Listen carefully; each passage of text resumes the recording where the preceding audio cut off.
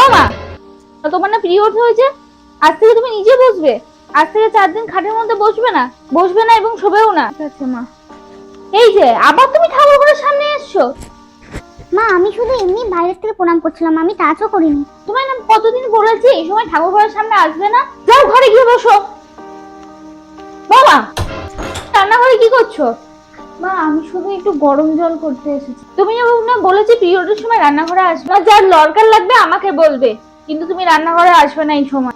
আচ্ছা মা বলতে পারেন কোথায় লেখা আছে যে পিরিয়ড হলে রান্নাঘরে ঢোকা যাবে না, পুজো করা যাবে না? এরকম কোথায় লেখা আছে? এটা তো সবই কুসংস্কার মাত্র। পিরিয়ডস হচ্ছে একটা খুব ন্যাচারাল ব্যাপার, এটার জন্য পুজো পার্বণ বা যাওয়া যাবে না কোথাও এই জিনিসটা বাদ দিতে হবে। এগুলো আগেকার দিনে হতো, কিন্তু এখন আমাদের আরো উন্নত হয়ে গেছে সমাজ। তো এইসবের দিক থেকে আমাদের সবাইকে বেরিয়ে আসতে হবে এবং আরো সচেতন করতে হবে এই পিরিয়ড ব্যাপারটাকে নিয়ে।